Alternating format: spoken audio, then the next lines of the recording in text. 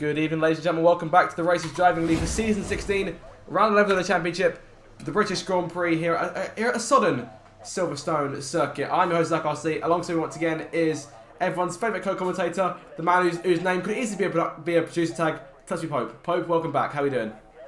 It's good to be back. Obviously, a week off for the pair of us. Nice little holiday away, and now we're back here in lovely, sunny. Well, not really sunny. It's just absolutely pissing it down here at Silverstone. It's the furthest thing from makes it. This is a British summer. We know this. It makes it exciting for us to watch, especially in the qualifying.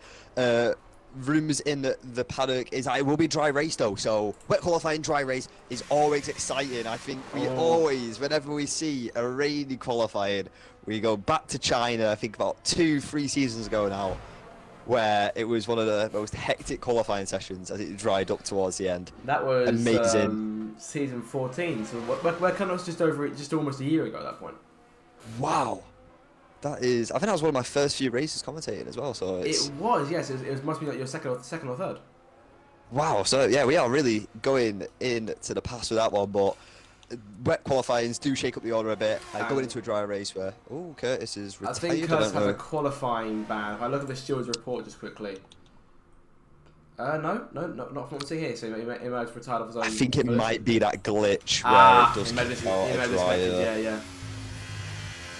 Having a look at the field though, intermediates for Red J, someone who, I mean, before coming on air, we did discuss the Ferrari team in general, and Red J, these are very wet conditions. So going on intermediates, really needs to pull something out of the bag here. He's sitting bottom of the championship right now, with Imrie flying high after his return. So it'll be interesting to see what Red J can do. Should we keep an eye on Imrie here for a lap around a very sloped Silverstone? Oh, I think, yeah, Imrie, who's been an absolute whiz in qualifying recently, it'll be a pleasure to go on a lap around Silverstone with him. So, trundling towards turn one, you're not really racing there this fast. This is Abbey, you'll probably refer to as numbers and corner names. I do get confused. Farm turn 2 and turn 3 and turn 4 is Village, I want to say. Village and the loop, I think. Sorry, yes. No, we're going to need all the knowledge here. It's our home race. We need to know, yes. Anyway, you carry on. Going into turn 6, end of sector 1. We'll see where this puts Imrie. Obviously, first car out will probably not be the fastest towards the end of the session, but will be a good banker nonetheless. Turn 7, Luffield, and turn 8, Woodcote flow so well together, especially in the dry, but in a way, it's very hard to get on the traction, especially out of Luffield. Cops, where we saw the infamous Hamilton and Verstappen incident, as we saw Verstappen hit a 51G impact into the tyre barrier just there. It was absolutely crazy to watch live. I was there. Maggots and Beckett section, absolutely unbelievable. Heading into Chapel, that's 10, 11, 12, 13 and 14. It all just flows together. Oh, Imrie. Hits the curve. Spins those rear tyres up and loses a lot of traction. We'll see that by a lot of drivers currently. Turn 15, this is Stowe.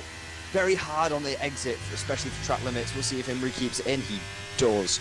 Going into Vale and Club, this is 16 and 17. Great overtaking opportunity if you had a good exit through Stowe. And then turn 18, the final corner, crossing the line. Very short run after the final corner. 1:40.321, probably about 20 seconds. Or just under 20 seconds slower than what we expect to see in a dry. So a lot of time to improve upon. Hopefully for the race. Yeah, good start time from Imrie there. He'll be the first to go over the line. We'll be next to be waiting on Lucky Lambert and Aston Martin, 1:13.270 in the second sector. We'll keep an eye on him here to come through the last couple of corners. But as you say, Pope, yeah, a lot slower compared to obviously the times we'll be expecting in the race, should the race be dry. We're hoping for a lovely British day in terms of just nice sunshine. One of those days we get about 3 times in 2 years, if I'm completely honest with you. But Lucky Lambert over the line, 1:41.1, and Red J, that into gamble has not paid off so far, 1:43.2. However, I'm confident that he was in front of Lucky on his outlap, so he may have potentially let him go. As James goes fastest there in the Mercedes, 1:39.8. Of course, James only been here for a few weeks, but he's settled in quite quickly in that Mercedes. Speaking of which, we are 1 Mercedes down tonight. Shane are not with us at the minute. I'm not sure if he'll join us midway through qualifying, but if not, then he won't be here for tonight's event. But James on pole already, and Ethan joining him on the front row.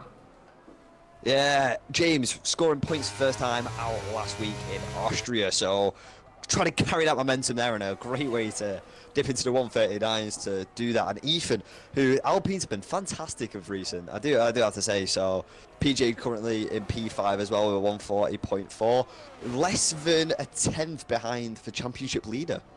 All right, Landlord. Landlord indeed, who leads the way by 7 points to Grumio and then 11 to Grovey. Of course, Grovey taking her first win in Canada 2 weeks ago today. And obviously, we weren't here for Austria, but I'm told the race was very chaotic. It ended off in...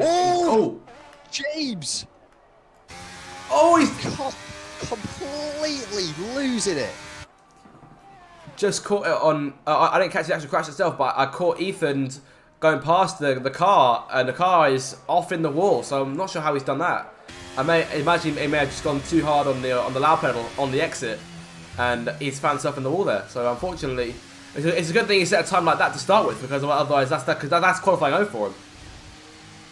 Yeah, it's unfortunate that for James. I'm not too sure what happened. I just saw a spinning Mercedes as I went back on board with him. But like you say, it's a great job that he's got a decent time on the board now. So he hopefully won't be starting too far down the order for his sake. But the track will improve. These drivers will get faster. But unfortunate there for James after putting an astounding first lap. Indeed. To the point where Grovey couldn't beat it. She's the second fastest time right now, 1:39.9. Second car into the 39s. Lucky had a 40.1. He's the best time in the low 40s so far. But still plenty of cars to come through the set laps. And Grumio there into the 38s by almost a second, beating out James's time. Grumio then on provisional pole. Oof. And he means business, Pope.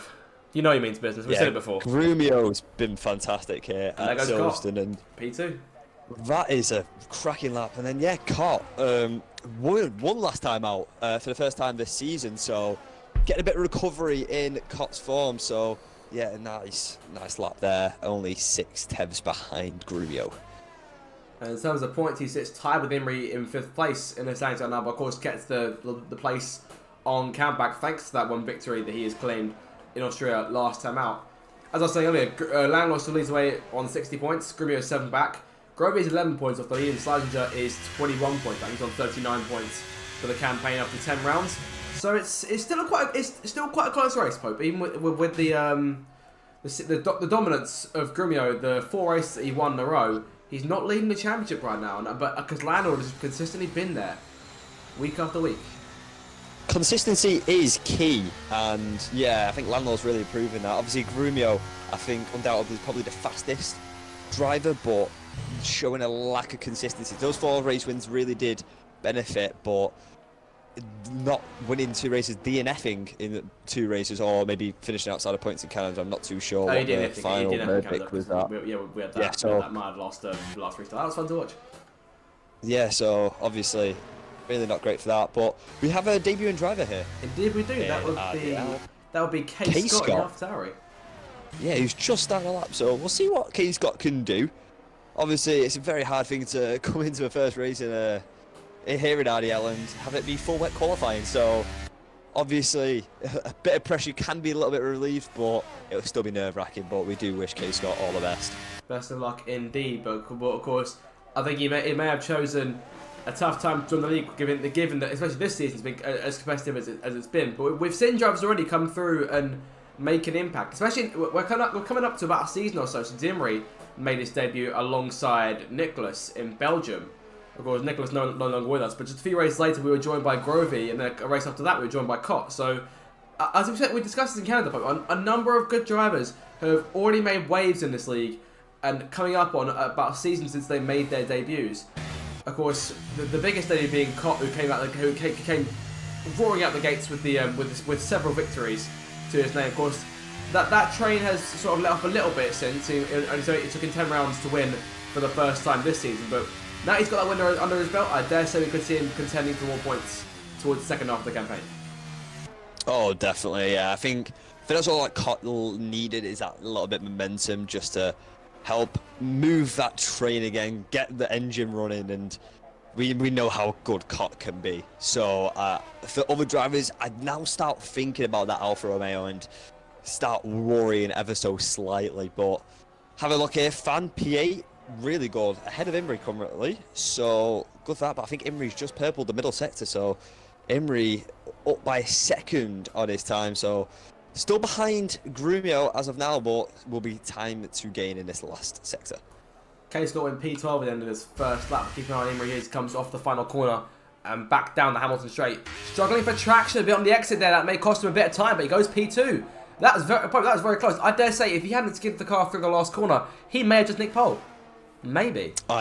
Yeah, definitely provisional pole. Anyway, yeah, really treacherous conditions going there through club. So interested to see how the drivers are going to be able to cope with this on the final laps. I think obviously wet qualifying from a driver is something very hard to prepare for because you have to go multiple times over. You have the ERS to do so, you have the fuel to do so, and tyres last a lot longer than what a pair of softs, which you do need to cool after one lap, pushing in the heat of the sun. So very different style of qualifying here in the wet, and it'll be interesting to see how the drivers handle the final runs. I'm just going to ask you, Pope, for a bit more driver expertise on a situation such as this, because we're being told that it's obviously a wet qualifying. We're being told there's a chance of a big chance of a dry race. With that in mind, of course, when you leave, or we're under park firmware regulations, when you leave the pit lane, that setup is more or less locked. So for the most part, that setup is locked. Of course, there are changes you can make to differential and brake bias throughout the race. But in that case, do you go for a wet setup or a dry setup? I imagine you go for a dry one, but I could be wrong. Yes, it really depends on track mainly. Obviously, if it's Monaco, you're going to go for a wet setup. Monaco you might be running, but the wings are the same. It's all about the ride height as well, especially when it is as wet as it is here today at Silverstone. Ride height makes a big thing, and that's probably why we saw James spin out. The ride height was probably on a dry setup, so a bit too low, and that's what's caused a bit of aquaplaning. But it really depends on track. Here at Silverstone, you go straight for a dry setup. It's so easy to overtake. You've got 2 DRS zones, used to be 3 as well, so obviously reducing the one on the start-finish straight, the Hamilton straight. But yeah, definitely with a dry setup this time round. Sorry, I'm gonna drink that. I've got a bit of a cold in a minute. Oh, Lucky Lambo. Oh, around goes Lucky. Going on to the hangar straight, we just caught that. He's caught that perfectly. He's managed to save the car. No damage done. But that's that lap thrown away if he was on one by any chance. But yeah, I've got a bit of a cold that I've developed in the last 24 hours or so. So if at some point you sort of hear me sort of sniffing a bit, that's probably what that is. There are times, Pope, where you may hear me in the Discord blow my nose. I'll be obviously muted on stream, but just so you're aware of that. And I probably should have made you clear that before we started. So that's on. Oh, that's on me. It's all good. It's all good. Illnesses, you can't stop them. Red J, having a look now. This is someone that I'm keeping a big focus on now because, okay, bottom of the championship really needs these points for Ferrari, especially after Imri's comeback, like I was saying, really revitalised that team after Nicholas's departure. But back on the wet tyres now, or onto the wet tyres, should I say. So hopefully we'll see a bit more of a competitive lap from the Ferrari. Hopefully, indeed. Of course, the next time in front of him is by about 2.5 seconds to JB in 16th place right now, 40.773. BJ then 15th, Fan 11th. Of course, we've said a lot about these McLarens. 5th place in the Constructors' Championship right now. Cott's points, and of course Curtis's consistency in terms of when he's been scoring has now rendered Alfa Romeo into 4th place. And I dare say they may be close to, if I check the points here, they are close to closing on Ferrari in the standings. Actually, scrap that, they're about 30 points back as it stands. But with that consistency, we could see McLaren falling away a little bit. Yeah, I'm a bit surprised with this McLaren team. I think, bear in mind, they have an RDL champion, the reigning RDL champion in that team. But I just don't think they've really got to the car. I don't think they've really understood that McLaren. They've been in a McLaren previously, 2 seasons back, I want to say. They were in the McLaren team, correct, but yeah. taking a departure away to Mercedes really seemed to suit the team a lot better. So it's a bit unfortunate for these two, who are both cracking drivers. I mean, BJ fought me for a championship, so I do understand how quick BJ can be. And obviously, like I said, Fan is the reigning champion, so it's a bit surprising, I will say. But hopefully the second half of the season will favour them a little bit better, because we did see that with Fan consistently performing well. Not many race wins, but performing well in that second half of the season. I do seem to remember season 14. I feel like the McLarens did pick it up around this sort of stage of the season, so we could see a sort of case of deja vu there if things remain as they are. 2.5 minutes to go. They still have 16 cars who are 17 cars who are still out able to set lap times. Of course, James out of the session right now, but still in P7, so not doing too bad. And Curtis, who disconnected right at the start. Only driver waiting set time is Courtney Goblin in the Haas, who's coming out the pit lane here. So Pope, rare Courtney Goblin appearance. This is lovely to see. Although I don't imagine why you want to come out in this weather. I mean, I wouldn't. Yeah, I think Courtney, he's just here. He's here for a nice time. Just nice time, not long time. It's nice to see Courtney though come out into qualify. We don't see it often, but Grovey. Oh, hello. 138.4. Oh, around goes Grumio. Oh. Grumio may have been about to nick it back, but he spun it out of the last corner. And there goes Landlord through P4. And this could be really tight for Grumio now, actually. I dare say Grumio will not be able to set another lap. I think he could be correct from Modest Pope. Unless he gets around quick.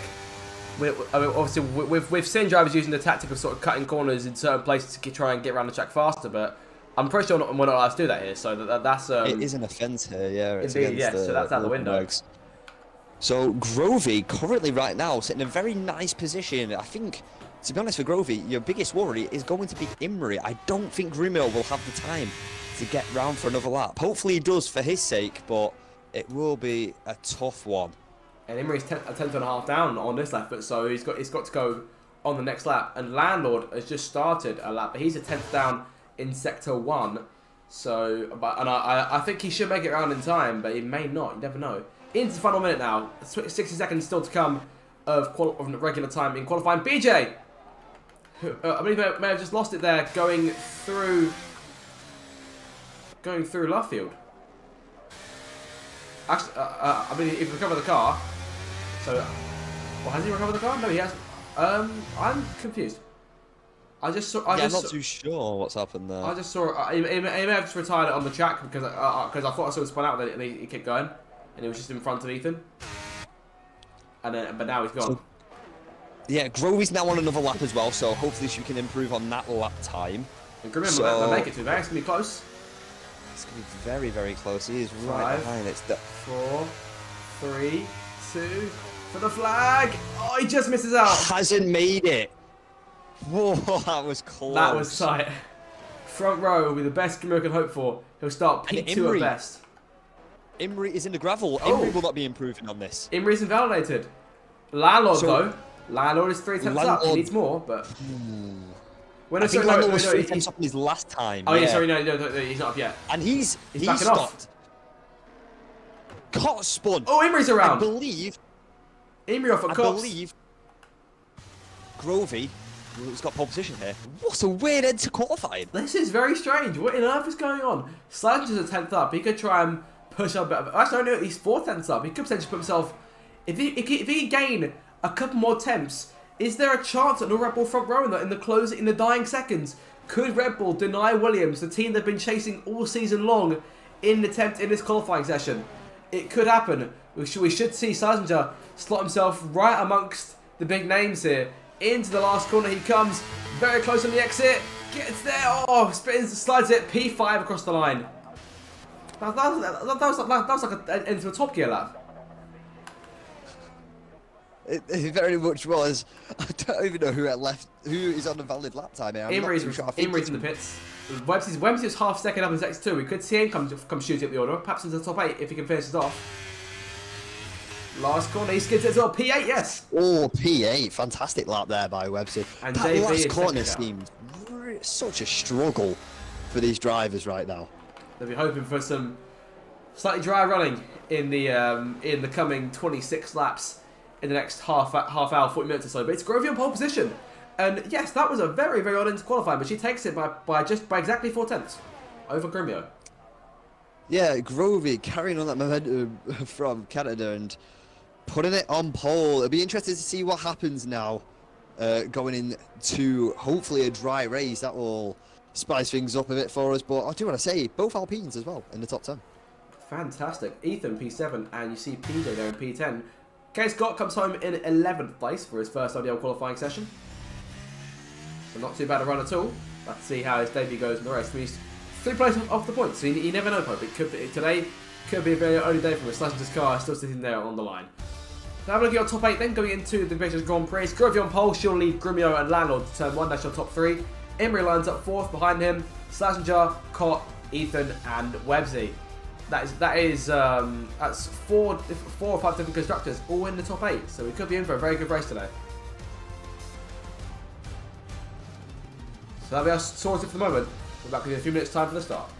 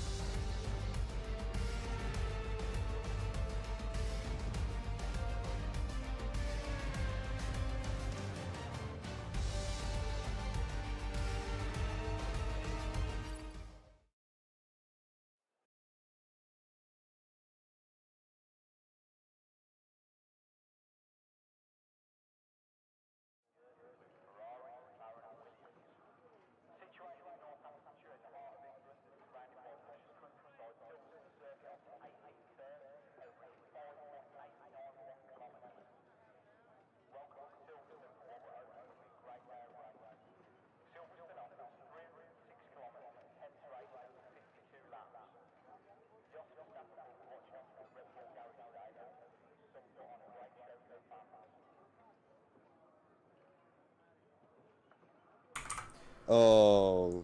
Welcome back, and judging by Pope's groan the stream may have just picked up, it's quite a change here for these guys. We're looking at a completely dry Silverstone. Look at that. One of those perfect British days you don't see very often, and it's a beautiful day for round 11 of the Racers Driving League Season 16. It's nice to be in sunny Silverstone. An Indeed actual sunny Silverstone. I think, as I was saying before the stream, you cannot beat a dry Silverstone race. It's so quick. It's the perfect racetrack for me personally. So I'm very excited to see what will happen in these 18 corners over these 26 laps. I am so excited. And there's your circuit on the screen there. There's your previous winner, Sniper Hunter, last season. The third and final one he took from season 15 for Alpine. Of course, been on the uprise in recent races. Of course, 2 DRS zones, one down the Wellington Straight, one down the Hangar Straight going into Stowe. So we could be in for some action down there. And Silverstone, it always serves up drama, especially in the dry. I mean, last season's race was fantastic. There's a lot of strategy came into play with it. It was the first race we used the F1 World Cars because that was the point of the equal performance glitch in the game. So that should have belonged to them. We can get back into normal cars. Commentator, that was terrible. That was so annoying. We tried, and then the next week we did. I think we did very well. And the week after we had like actual like the correct colours on each F1 World Car for each team, which was creative. So we had a backup in place, like a failsafe in the event that happened again. But we haven't seen an issue since. And I dare say, Pope, we're moments away from the formation lap at what should be a fantastic British Grand Prix. And we were discussing this before we went live, just before we went on the air. That Silverstone is one of those races that stirs up fantastic racing every single season. Yes, I have to agree with you completely. I'm just so excited. I'm looking through all the facts on the screen that was just previously shown on the stream, but I just love it. I think this track is, like I said, the perfect racetrack. Let's have a look at the 19 drivers who will be contesting 26 laps on that perfect racetrack. Curtis Shepherd starts dead last, P19 all by himself in the back row after disconnecting early on in the qualifying session. Red J and Courtney Goldman make up row 9 together, the Ferrari and the Haas respectively. Jamie back in 16th, looking to try and get some points to the board. I believe he's finished 9th more than any other driver this season so far. He starts from 16th, and alongside him is BJ, of course, part of that Constructors' Championship winning pairing of last season. Just in front of him, the reigning champion, C110P fan. The McLarens looking to build on 5th place in the Constructors' Championship right now. Barry lines up in P13 for AlphaTauri. He's been out qualified by his debuting teammate. Gaming James starts in 12th. Was it one of the first few drivers on provisional pole, but crashed it on his second lap. He'll start P12 today. Kay Scott makes his debut in the AlphaTauri, our new first reserve, looking to make an impact early on and nab some early points. PJ Khaled starts on top 10 for Alpine. Again, both Alpine cars in the top 10 for today's race. Lucky Lambert P9 out qualifying JB by 7 places. and looking for some more points to get out from Aston Martin off the bottom of the constructors. Websy, the first car on the points, nabbed that position late on in qualifying and literally did past the checker flag. He took P8, looking to maintain that spot in the race, get some more points on the board. P10 in the championship right now.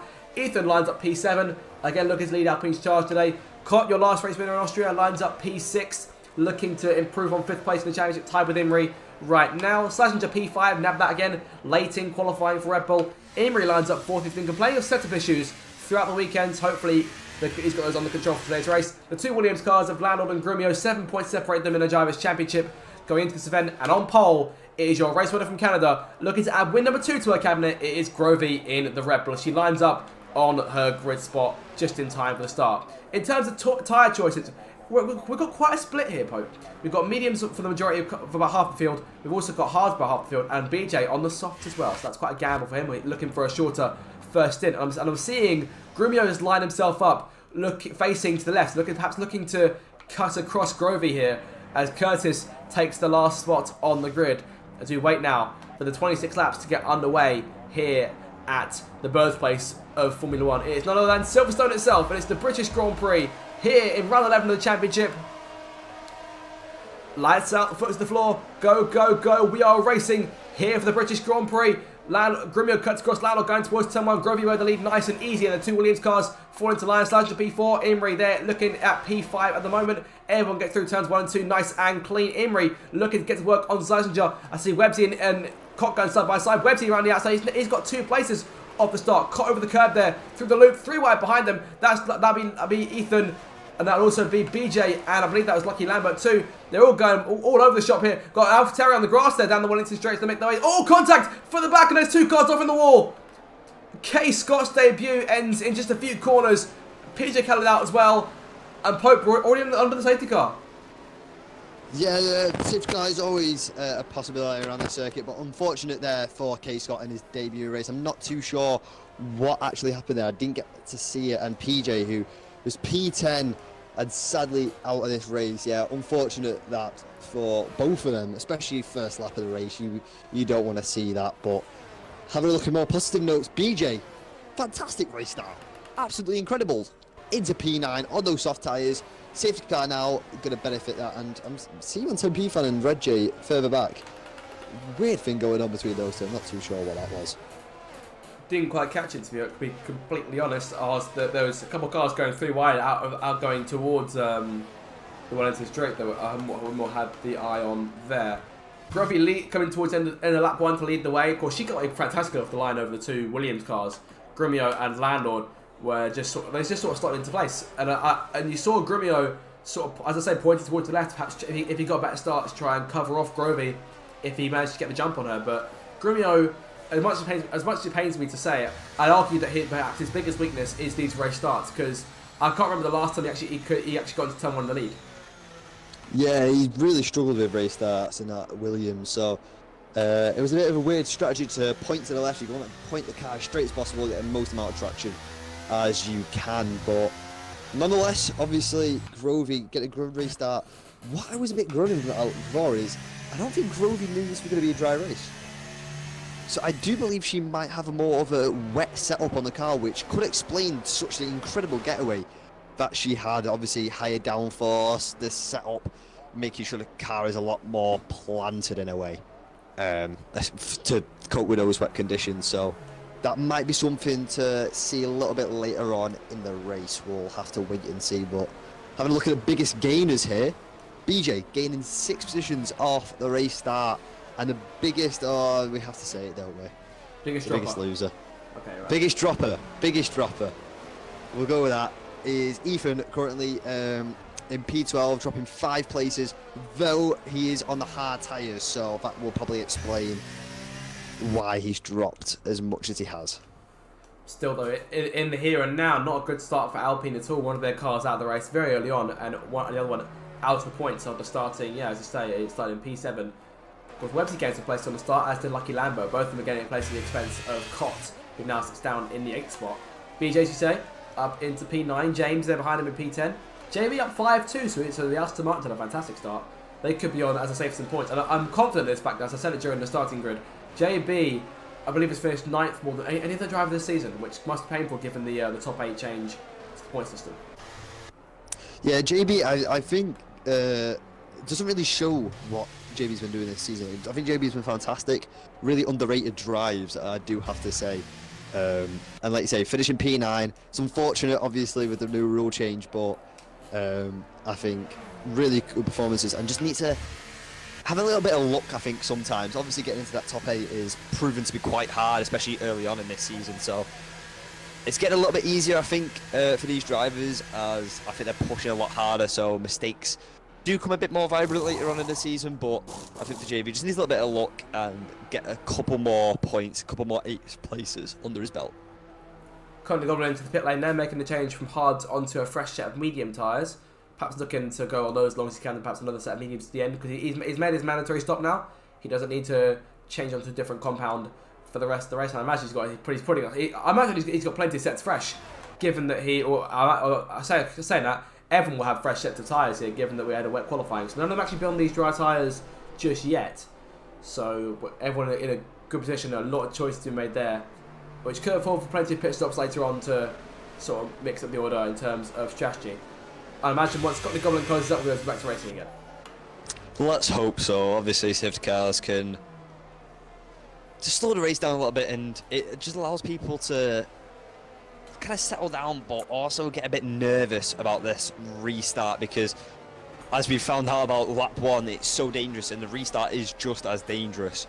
As Imrie, I think, is disconnected, which is unfortunate, especially as we're about to go green again, so hopefully he can get back in as soon as possible. But Grovey will be dictating when we restart once that safety car is peeled into the pit lane, so it'll be interesting to see where she goes in case we have another safety car later on. And Imrie's rejoined, so I think he's safe just about in the end of it. So yeah, Grovey will dictate the pace for the restart. I don't believe she restarted. She didn't restart from the lead in Canada when she came through to take the win. She restarted sort of mid-pack. But I've seen this. Because that's when it went onto the wets. Oh, Barry penalty. Collision with Ethan, and I can see a bit of end plate flying off in the background. I'm not quite sure who that belongs to. I imagine that'd be either the AlphaTauri or the Alpine. I think it is the AlphaTauri who has lost the left-hand end plate of that car, which is unfortunate, especially on the safety car. And that'll compound the AlphaTauri situation even further, though, because they've got a car out of the race too. That would be Kay Scott, whose debut unfortunately ends a couple of corners in. But the green flag goes back out in the air, and Grovey has pulled away already. She's up to about 7/10 advantage over Grimio as they charge back towards Abby. Good restart from the Red Bull. And you see further back, you see Websy getting right to work there, going side by side with Imrie through turn 1. A slight bit of tap in there between the pair of them, but it's Ferrari hanging on right now. Can Websy outbreak him into the corner? Imrie has it on the outside, going through Village, and maintains that 5th spot and opens the door for Lucky Lambert, who goes over the curbs there. Koch to make a 3-1 if he can. Find a way through, trying to thread the needle, but he's got BJ for company right there behind him. BJ loses out massively in the exit there, down to P11. James and JB both finding their way around him, and now he's under pressure from the Alpine of Ethan.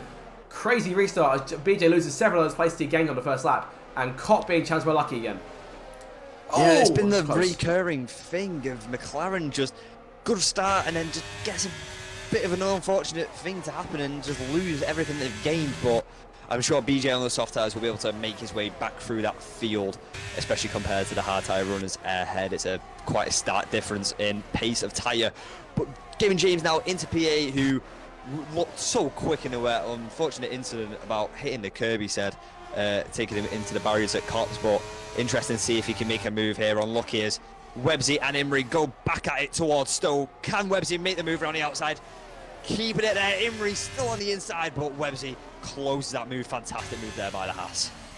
These guys battling being 3 seconds back right now. As Barry gets another time penalty for multiple warnings here. He's quite way back already. He needed a safety car to get himself back into this race. We're on lap 5 now, 26.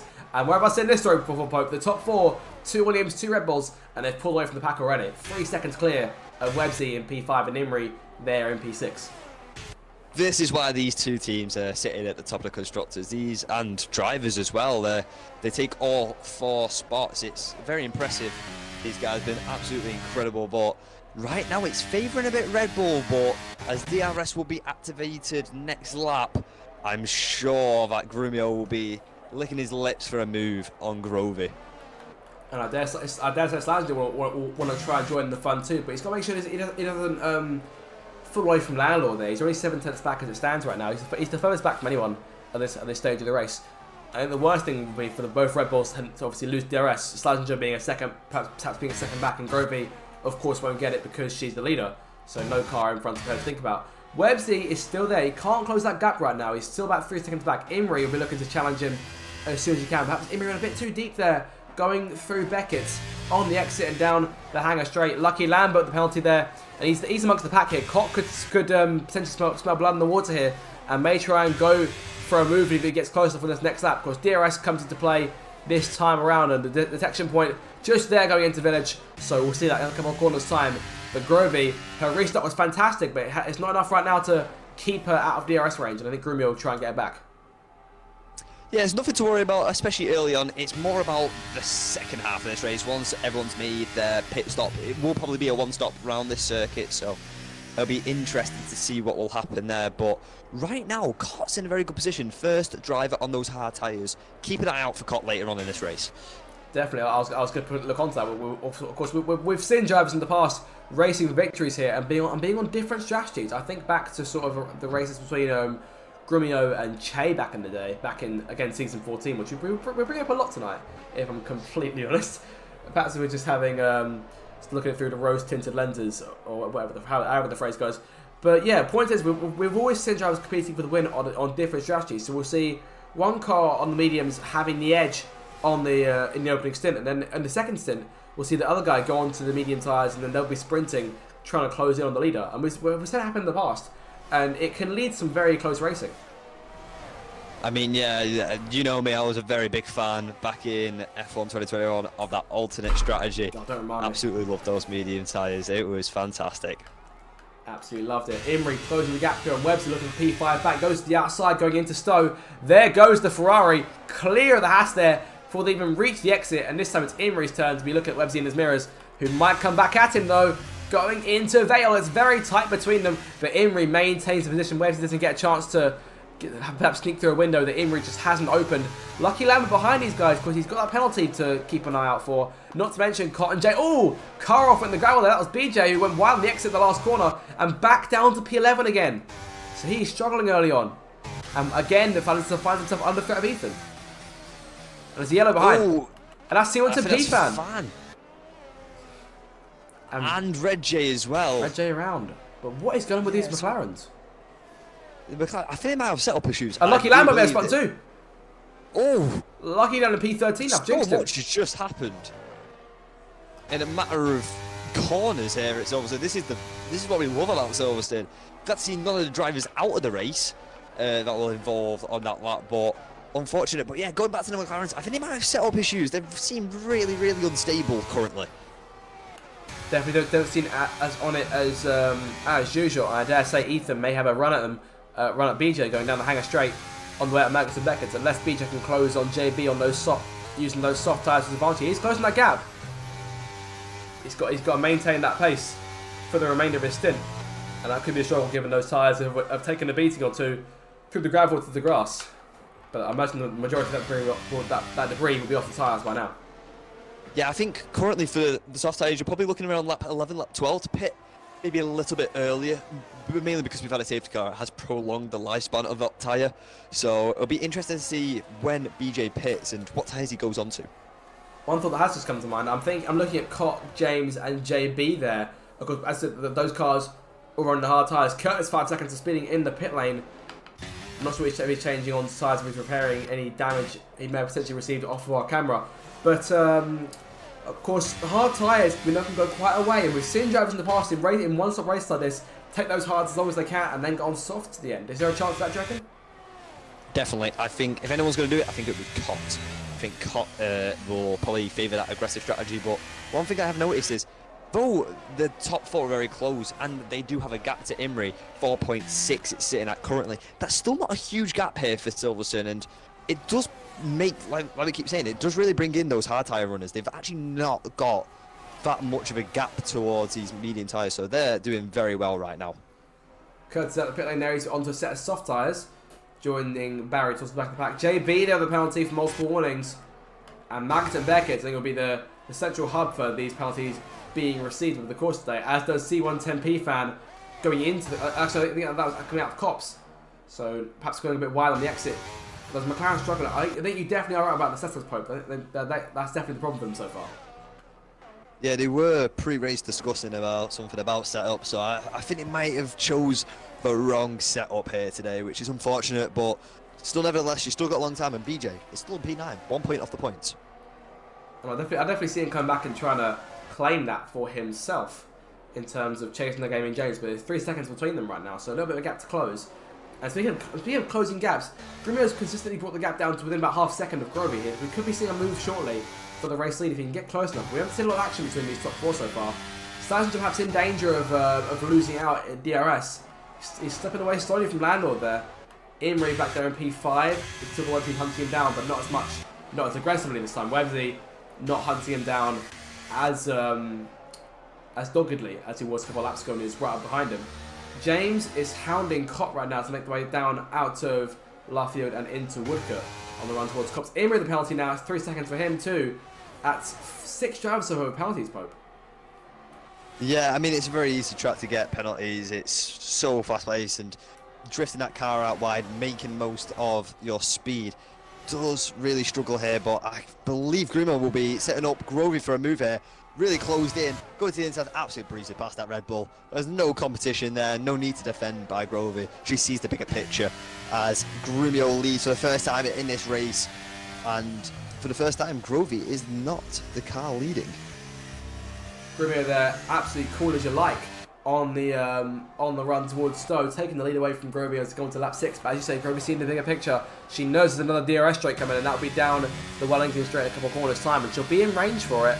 But Lan will be in range on her too. She's in a Red Bull in a Williams sandwich rather, as it stands. Of course, Williams, the home team here today, of course, based over in Grove. Obviously, a bit of away from Silverstone, but still a British team in a British car leading a British Grand Prix. But Grovey will get right to work now, looking to try and hunt Grumio back down. I've seen this battle somewhere before, Pope. Where have I seen this before? I believe in Canada, maybe.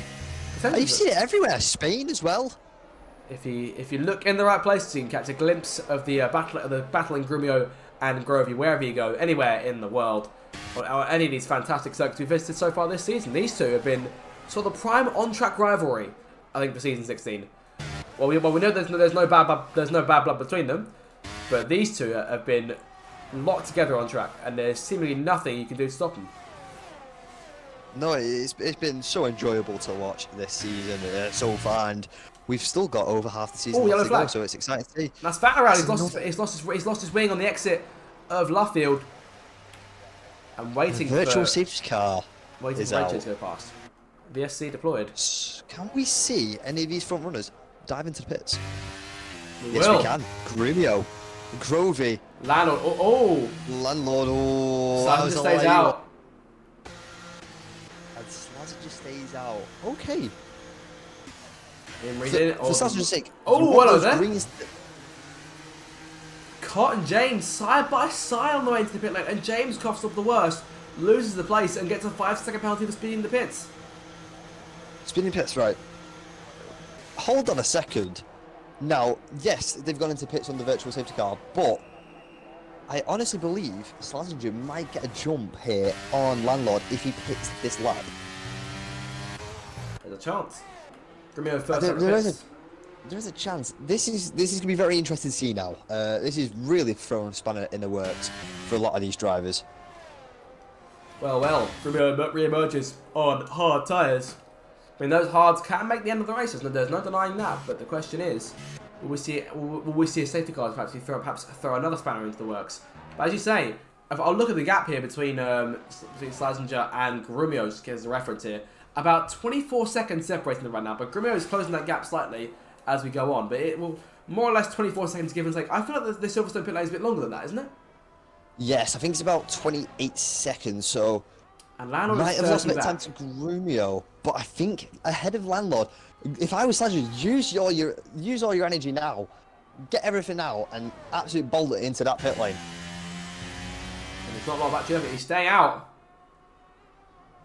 Ooh, it's risky. It is risky for me personally. I mean, I think still gaining. on Landlord ever so slightly. I believe not. I believe Lara is actually closing him a little bit. It's near. It's constant to closing as time goes by, I think. Yeah, it's a bit of a weird one here. It's very close, but I think Slazenger should have picked that up personally. However, he's the one in the cockpit of that car. We'll have to wait and see at the end of this race. Ethan, JB, Cockney Goblin, and Lucky Lambert also stayed out on the racetrack. Two of those cars on hard tyres, two of them also with Slazenger on mediums, but quite a way back. We could see JB go for a move on Ethan here, but Ethan with a very good exit. Desi Alpine has that place locked up for the minute, but we'll have to keep an eye down the hangar straight for those two going head to head. As I say, Cockney Goblin and Lucky Lambert a bit more separated, but still staying out on the racetrack. Grumio in 6th place. I believe that Grovey did not get DRS that time, so he's almost in out of that 1 second range. I think Grumio, now he's on those hard tyres, might try and start to build an advantage so he can maintain the lead once Slazenger comes into the pit lane, once the pit lane cycles through. Exactly, but Grumio still has to battle these cars, 5 and 4, Cottony and Lucky. These two are on track, they're on racing position, so don't have to let Grumio through. So Grumio do have to get through these cars. Maybe that's what Slazenger's looking at right now and seeing, hopefully, that these cars will block Grumio ever so slightly. Legally, of course. Well, Slazenger just said it again, so I imagine he's banking on that. We're on to lap 13 now, nearing the halfway stage of this British Grand Prix, which has gone save that instant on the first lap. Largely, it's a bit quieter than usual, I think, to be honest. I think we've seen more hectic races at Silverstone. This is definitely one of the slightly less dramatic ones so far. Save that instant on the first lap, although I hope if you have a different opinion on it, I'd love for you to challenge that. I think, technically, in terms of strategy-wise, especially now in this race, I think it's very interesting. I think that, but yes, we've had a lot more hectic races here at Silverstone, but sometimes it's not the hectic ones that produce the craziest results. Grumio getting right to work here. He's already got around Lucky Lambert. He's waiting for a move on Cockney Goblin, but Grovey's want to get around Lucky quick. That'd be harder considering that Lucky's got the DRS too. Grumio around both cars. He's put 2 cars in between himself and the Red Bull. Landlord 5 seconds back. I think I don't believe the gap here. The gap now to 26.5 seconds. So Landlord is closing. I think Slazenger may have potentially missed his window. Could be banking perhaps on another safety car, and then perhaps going on soft tyres to the end. Have to wait and see. Yeah, I mean, obviously we had a safety car, so that and a virtual safety car, so prolong that tyre length just a little bit, and with Slazenger, you will have fresher tyres. So at the end of the day, you will be faster than these drivers when you get back on track, or should be anyway. Grumio has left Grovey for dead here. She's making her way around Cockney Goblin as we speak. She pulls to the right hand side of the racetrack, down the hangar straight, and take that position race into P5 now. Landlord about 4 seconds back now, so he's closing that gap. He's gained a bit of time from Grovey being stuck behind those 2 cars. But Grovey now 1.4 seconds back. This is the furthest back she's been from Grumio so far in this race. It's the furthest back between the 2 of them than either of them have been over the course of this Grand Prix. So she's have to get her skates on here and start to reel in the Williams once again to get herself back in DRS range. It will be very hard because, obviously, as I always like to point out, if you ride on board with Cottony, you can just see that red light flashing in the distance. It's obviously stopped now on the braking, but that means the energy recovery system is on its last legs. It's 10% or below, which means we just have much energy to play around with right now. So it'll be very hard to catch Grumio using that. So you have to use the raw pace of that car, but I've not seen a car stick to the circuit like that Red Bull did through Magnussen Beckett's last lap round. It was incredible. Indeed. And talking to the ERS, I see that Grumio hasn't got a lot of his left too. But we know his strategy. We've seen him do it in the past. We've seen him build it back up over the second stint and then go for a charge at the end. We've seen him win races on the final lap that way, both holding the lead and taking it back. Yes, Grumio is now trying to catch up with JB and Ethan. These two will probably be pitting lap 16, lap 17, so in the next few laps, if Grumio kind of hits them before Grovey does, Grovey might actually have the advantage here of not hitting these 2 drivers and get a bit of fresher air, unlike Grumio. We'll have to wait and see though.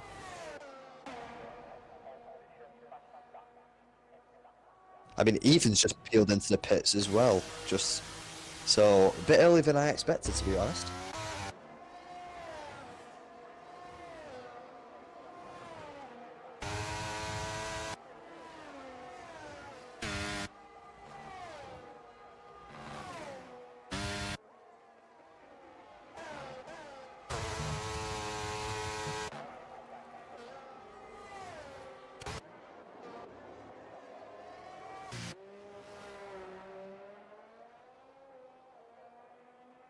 Yeah, I think he's going to have to use those fresh tyres to his advantage and make sure he's got enough ERS as well. But I'm going to try and find the estimate time of how long that pit stop was. So 15 seconds. If you just give me 2 seconds, I think we're looking at a 28, 28 second pit stop window. So I was correct. Yeah, wow, I'm actually impressed with myself a little bit.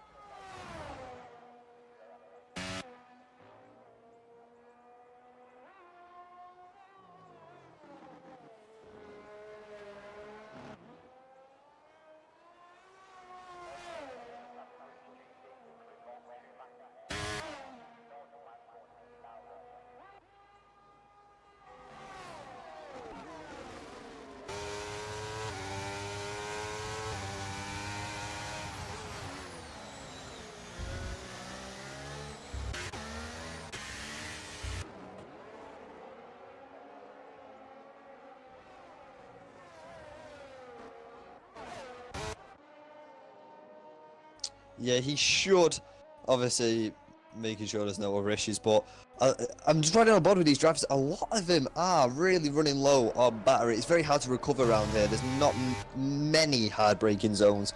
I'm thinking maybe turn 16 with Vale into Village. And that's pretty much it, really, for super hard braking zones. So it's very hard to recover around this circuit. I was muted for that last bit. I said my apologies there, but I was just saying Lando getting around Colin Goblin, Lucky Lambo, and Imrie the next one to go for it. But Imrie's looking to make that move now and going for it on this lap. He's going to use overtake on Lucky Lambert. I shouldn't be able to go towards Copse unless he's confident he can get clear. He's getting close, but he shouldn't go for it. He'll wait for the exit. And he's practically pushing the Aston Martin through Copse. I'm going to go to the outside, go into Beckett, but backs out of it. Still a smart move. He's got a whole hanger straight to come. Unless Lucky Lambert breaks in a way that will give him damage, I dare say the Ferrari has that place sewn up. But Gaming James and Cott closing the gap too. Keep an eye on these guys. Imrie around the outside of Lucky, but he's boxed in because Courtney Goblin's there. Imrie gets clear of one Aston Martin. Now, can he make his way around the house quickly too? Slaginger's in. Soft tyres going onto that race car. Grumio will take the lead away. We'll see where Slaginger emerges. I imagine he'll emerge sort of with this pack around where Webbsy is, like we said. But Lucky Lambert's in the end. I think. Oh, yellow flag. And that is Cott. Cott's through the grass there. He's recovered it. Ooh, Slashinger's been kind of blessed by that, putting him in a nice set of fresh air, but 9 laps on these soft tyres will be quite hard for this Red Bull, but Slashinger's been fantastic. Big crash, that's Imrie and Courtney. And that's 2 places for Slaginger. Nice and easy. Imrie at the points now. And with that penalty to boot in front of him, 3 drivers who have got no penalties to their name. Imrie's got a mountain to climb here if he wants points from this Grand Prix. We didn't quite catch it, but contact between the pair of them, Imrie, while on his way past. Getting right to work on BJ though. Very unfortunate. Yeah, really unfortunate there. Like you said, I didn't even see it myself. I thought it was a delayed yellow hold on. before we got off 3 wide into Copse. This can't work, surely. Oh, somehow they all got through clean, but Imrie almost sacrificing the place to Scott here. They go side by side, doing Magnus and Beckett. Someone's got to give, surely. 2 drivers, neither one of them who like giving, both like taking here on track fighting. And it's Imrie who comes away with the place and will try and take Courtney Goblin now, this time for good. No doubt frustrated with the Haas. Cott makes it through wide again, though. As they make the way through, it comes too wide very quickly. Courtney backs out of it. Who emerges from the place? It's Imrie back in P9, but perhaps Cott's still there. Nope. Imrie up into P9. And James in the pit lane. Has he got damage from that earlier? Yeah, I think it might have been damage with Cott. They were the closest cars together, but it's really, this race is just amped up to another level right now. This is incredible stuff. And Slazenger making a move again on BJ. I'm not too sure. I think we missed that because of the other action that was happening a bit further down the field, but Slazenger on that charge. He's got work to do as well. He's got about 8 or 9 laps to gain 13 seconds if he wants to get back into this race. He should get 2 places back. Sorry, he should get at least 1 place back because JB is yet to pit. But this hasn't worked for him. I imagine that, of course, he didn't take the strategy that you thought we should take, but he's taking a different one. It's sort of what I was talking about earlier. in terms of holding those mediums as long as you can, then going for the softs. I mean, I did say the hards, but they're still taking the slower tyre for longer. And he goes for a move here. I dare say Websy have no response. Slazenger up into 5th place and can start working now. He's getting about 8/10 or so, about 2/3 of a lap. So he's getting to work. But as of right now, Gremio still needs about 1.8 seconds. He's back in the lead. JB 4.2 back from these guys. Lionel 5.8 back. Slazenger there in P5 and looking to get himself up the order again. Looking down further at the field, we see Barry and Curtis having a lovely little ding-dong here, really close together. We'll see if Barry tries to make a move here, going into Cops, just a bit too far back and losing it ever so slightly. We'll see if the DRS helps him move going into Stowe. One of my favourite overtaking places there is Slazenger sets the fastest lap, 1:27.9. Obviously, no more point for fastest lap, but something to be proud of nonetheless. Definitely, get down to 11.5 seconds to him in the leader. This is going to be a very close finish, I'll give you that. If Slazenger can keep this pace up, which I doubt he can, because those soft tyres will wear very quickly if he keeps on going those qualifying style laps. But it's going to be close, as Imrie passes Cott now. Of course, both of those guys, as it stands with, Imrie with 3 seconds, Cott with 5. So Cott needs to develop a 2-second lead on Imrie in order to get the point. Imrie should move back into P7 when JB stops. And I imagine he'll get some off of Websy if should have something happen to him, because Websy's got 5 seconds too. BJ that looks set for P7, so but some points still coming McLaren's way today. But I imagine they would have wanted more out of that. Yeah.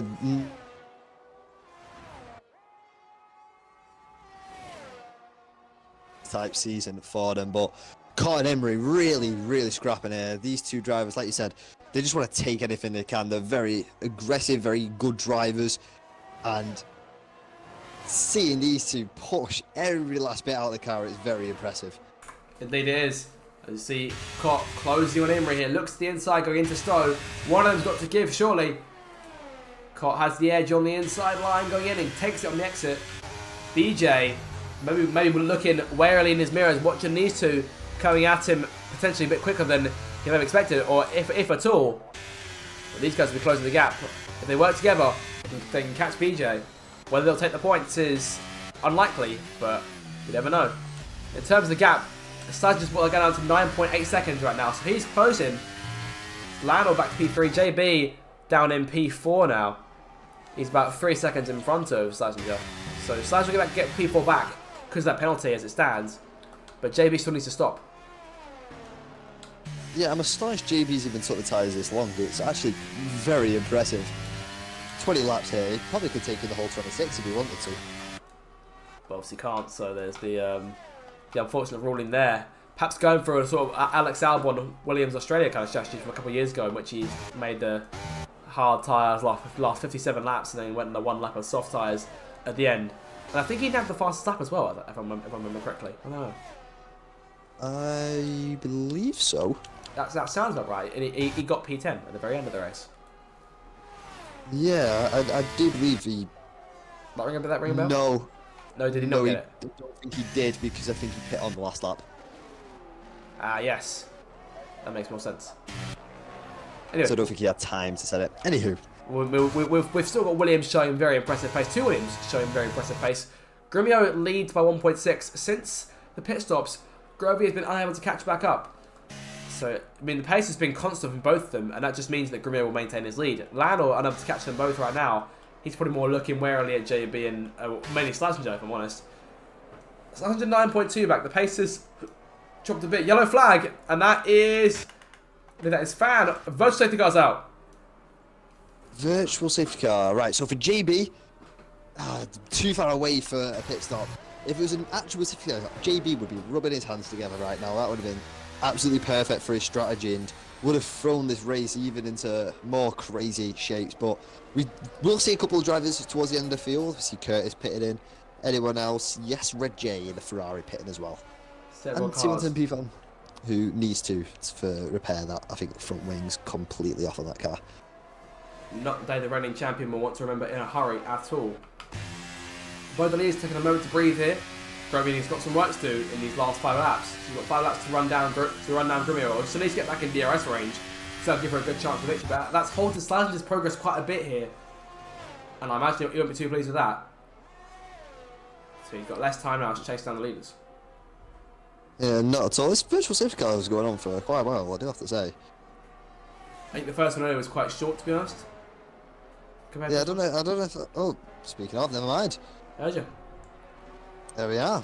I've jinxed it. We're back to green flag running here, so the last 5 laps, it's going to be flat out for Slazenger. It needs to be flat out for Slazenger. And then comes JB at last, looking for no doubt a set of soft tyres. He'll slip back to around P11, I want to say, just behind his teammate Lucky Lambert.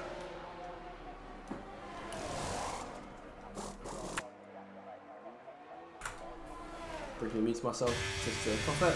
Look at this, Imri and Koch still chase each other. It's like 2 dogs chasing each other's tails. It's fantastic stuff. Of course, Koch, as I say, needs 2 seconds on Imri in order to get the points. And both of them got to watch rarely for Ethan as well. He was only 4 seconds back from Imri.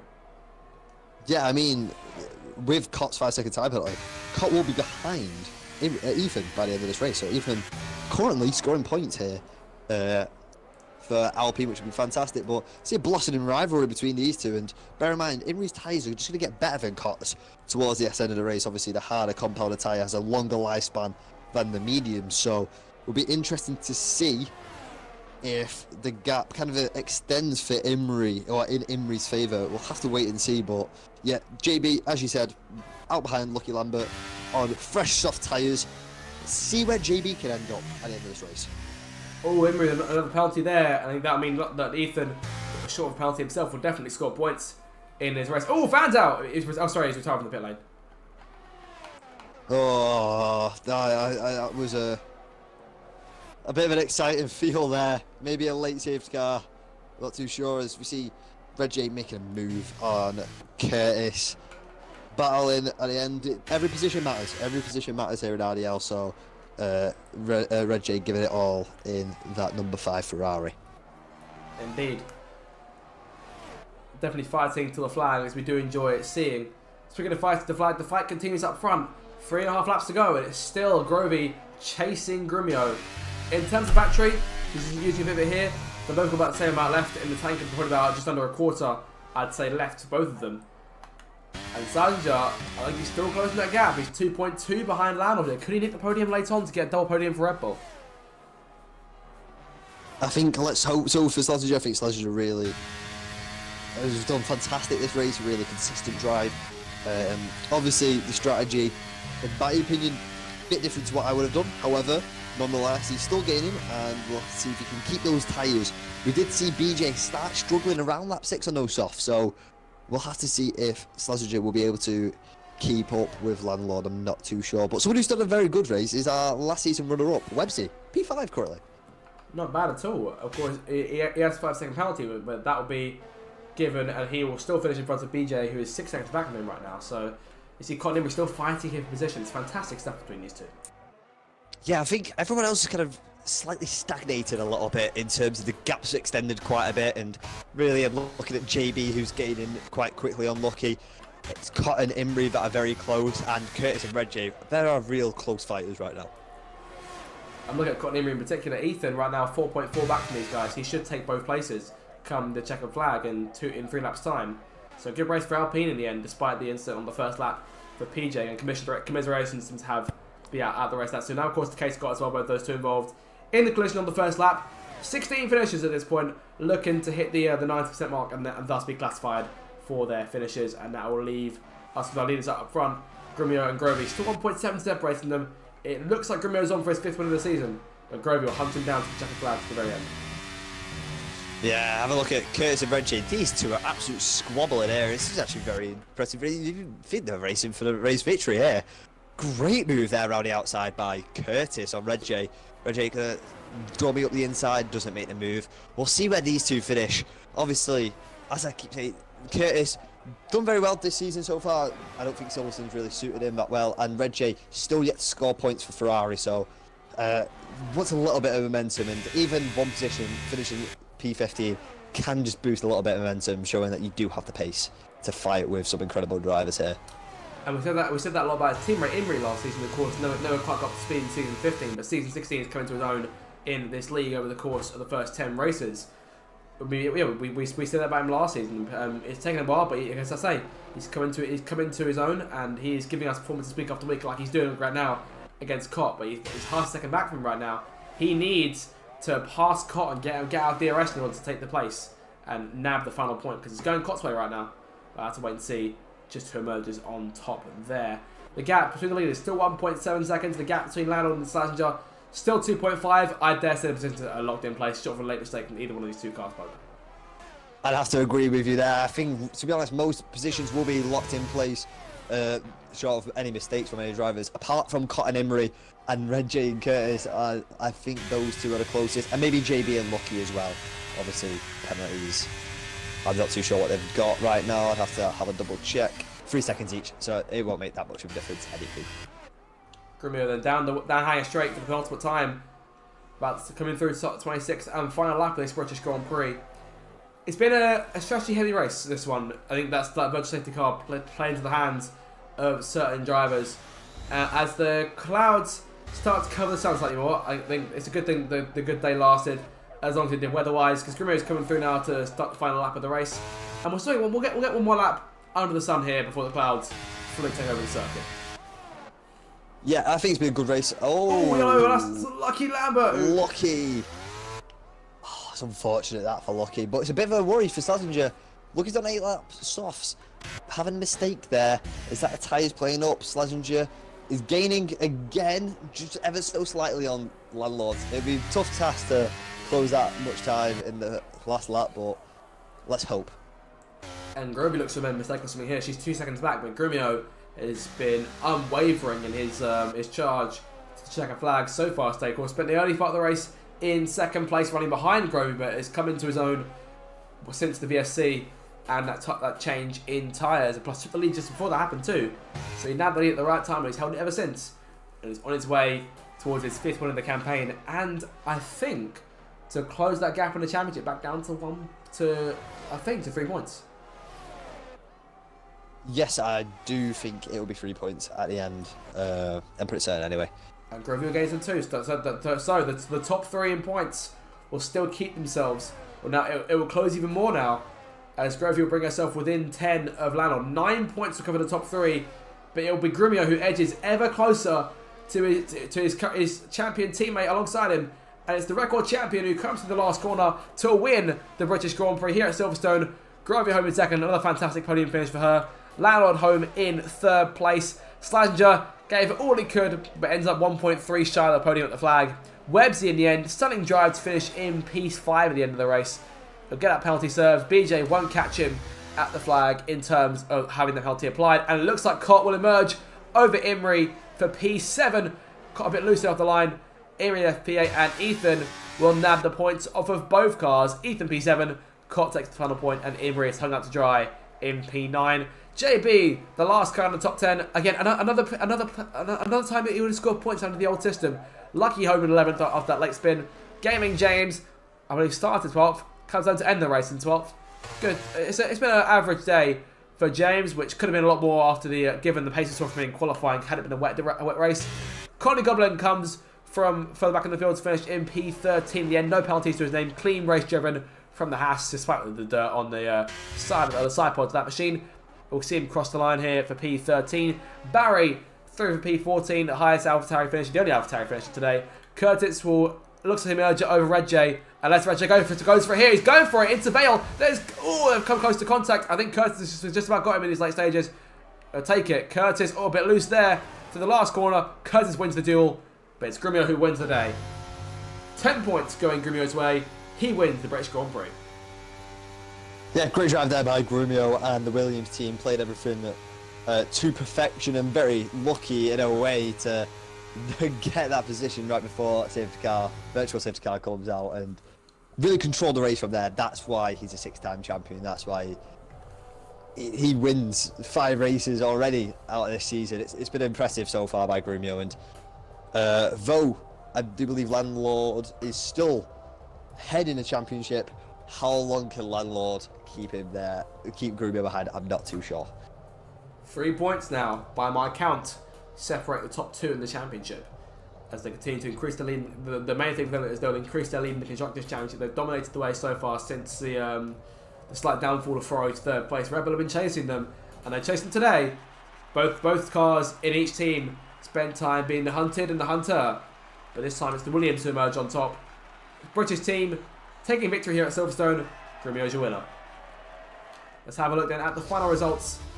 Grumio wins it from Grovey and Landlord on your podium. Salinger takes P4, Websey home P5, BJ 6th, Ethan 7th. Cotnab's the final point on offer over Imrie by 1.3 seconds. Sorry, was it 1.3 seconds? Am I wrong? I think I am. 1.3 seconds indeed. Oh yes, 1.3. Okay, that way. And JB home in P10, BT Lucky for P11. It's James, Cotley Goblin, Barry, and that behind him that would be Curtis, and then Red J your finishers. Siemens and P-Fan, K Scott, and BJ Khaled all failing to finish today. So that's your race, and we'll look now into post-race interviews for those drivers who want to come along and have one. Fantastic day all around. Hope, give me your thoughts on that one. I think it was great. Really tactical, heavy, and that's what I do like as an ex-driver. It's somewhat that I always have in my head. Looking as a commentator, I'm always thinking of the driver's perspective of when's the best place to make this pit stop, what's the best place to make this move, and it gets me excited for next season. It really, really does. Obviously, returning to the grid next season, so it's nice to scout out the talent in this commentary, if I do have to say. But I'm going to ask you, Zach, who was your driver of the day? Obviously, we saw Courtney get it from the game system, but for you personally, who was your driver of the day? I'm going to say Websey, because Grovey summed it up quite nicely. Excuse me. Grovey summed it up quite nicely in the Discord there. Flying under the radar with what she calls a sneaky P5 finish, which I like the sound of. And Websey, of course, started to P8, and it only made 3 places, but he was there. And even with the penalty, enough pace to stay in front of BJ at the flag. So he's my driver today. Who are you going for? I'm going to go for Ethan. Obviously, everyone knows how much I adore Websey. Especially how much I backed him last season. But I think for Ethan, for me today, struggled in the first few laps on those hard tyres, but really came into his own and has been a real hard worker for that Alpine team and is doing very well. I imagine they were working on their push to try and catch McLaren in the Constructors' Championship. Of course, the gap between them, as it stands, going into today at least, it's 13 points. So a few more points there for their charge. They'll bring the gap down to 11 between them. Actually, no, that gap still stays about the same because BJ also scored at the end of the race. But still, it's been a fun one. No interviewees as of right now. We may have to get JB in potentially. I'll have to just speak to him briefly.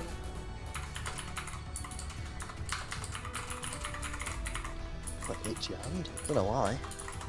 This is my favourite part of the commentary, where I lose all sense of F1 and get distracted by my itchy hand. But obviously, we weren't here last week. Hope everyone's had a good week.